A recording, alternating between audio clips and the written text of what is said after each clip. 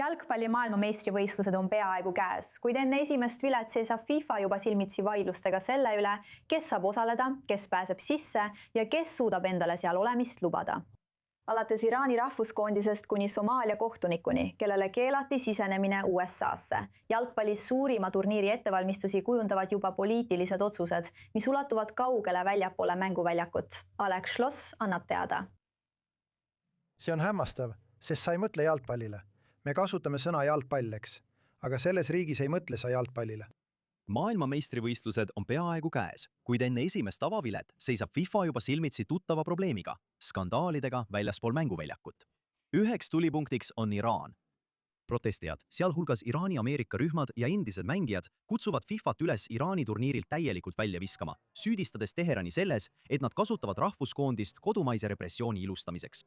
FIFA ei ole meeskonda keelustanud, kuid USA on otsustanud keelata meeskonna töötajatel, keda süüdistatakse seotuses Iraani režiimiga riiki sisenemise, viidates julgeolekuriskile. Iraani meeskond on juba pidanud oma baasi USA-st kaasvõõrustaja Mehhikosse kolima. Teises juhtumis pidi Somaalia kohtunik Omar Abdul Khadir Artan saama esimeseks somaaliasest ametnikuks meeste jalgpalli maailmameistrivõistlustel, kuid talle keelati sisenemine USA-sse, kuigi FIFA sõnul oli tal kehtiv viisa. USA teatas, et keelas Artanil sisenemise, viidates seostele terroriorganisatsioonidega. Muidugi on kahetsusväärne ka see, mis juhtus. Omariga, Somaaliast pärit kohtunikuga. Aga jällegi me ei saa kõike kontrollida. Me proovime, arutame, räägime ja vaatame. Võib-olla on mõnikord ka hea lihtsalt rahulikult võtta ja lõõgastuda. Me töötame kõige kallal, me püüame kõik lahendada. Ja siis on veel piletihinnad, kus fännid süüdistavad FIFAt selles, et tavalised toetajad jäetakse turniirist kõrgete hindade, dünaamilise hinnastamise ja edasimüügitasude tõttu kõrvale. Alghind on $60. Turg on siin selline, nagu ta on. Kõik, mida ma enne ütlesin, kehtib. Kui sa müüd selle madalama hinnaga. Ja jällegi, see on olnud osa põhjalikust ja ulatuslikust analüüsist just selles konkreetses turul. See oleks läinud, mis on selles riigis täiesti seaduslik. Nii et kui meeskonnad valmistuvad maailma suurimaks spordisündmuseks, peab FIFA taas tasakaalustama jalgpalli ja poliitika. Kuid ülemaailmsel võistlusel, mida nii sageli varjutavad skandaalid, jätavad paljud fännid tõenäoliselt kõik selle kõrvale, kui pall lõpuks mängu pannakse.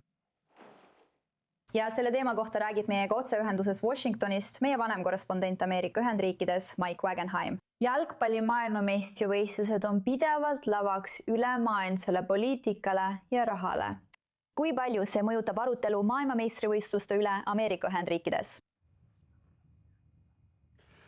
Tead, mõned välispoliitika küsimused ei oma tegelikult tähtsust, kui jutt käib jalgpalli maailmameistrivõistlustest. Kui sa mäletad, siis see pidi olema koostööprojekt Ameerika Ühendriikide, Kanada ja Mehhiko vahel. Ühtne Põhja-Ameerika pingutus, et tuua see maailma lavale. On ilmselgelt suured pinged kaubanduses USA ja tema kahe naabri Põhjas ja Lõunas vahel. Kuid keegi maailmameistrivõistluste ümber ei räägi kaubandusprobleemidest. Aga kui jõuame teiste teemadeni, eriti immigratsiooni juurde, nagu kuulsime Somaalia kohtuniku viisaprobleemides, millega on silmitsi seisnud ka teised fännid ja osa tugipersonalist. See toob kindlasti immigratsiooni teema USA-s laiemasse arutellu ka siin kodus. Lisaks sellele, kui vaadata näiteks Iraani, siis loomulikult on Iraani teema praegu esiplaanil, see on iga uudisloo pealkiri siin. Ja siis Iraani meeskond, kes siia lendas ning nende kõrvalugu oma enda viisaprobleemidest. Ja loomulikult mängimine Ameerika Ühendriikides selle sama riigiga sõjaohu taustal, see on osa arutelust ka siin USA-s. See pole lihtsalt spordilugu, see läheb sellest kaugemale. Ja loomulikult, kui tegeleda ka inflatsiooniga ning ülemaailmse olukorraga, kus nafta ja kõige muu hinnad tõusevad, siis jah, see tuleb ka siin kodus jutuks, kui räägitakse transpordihindadest, hotellihindadest ja muudest sellistest asjadest. Nii et mängime lihtsalt jalgpalli. Aga loomulikult ei saa me ka nende sündmuste ülemaailmsest mõjust mööda vaadata. Õige, aitäh Mike Wagenheim.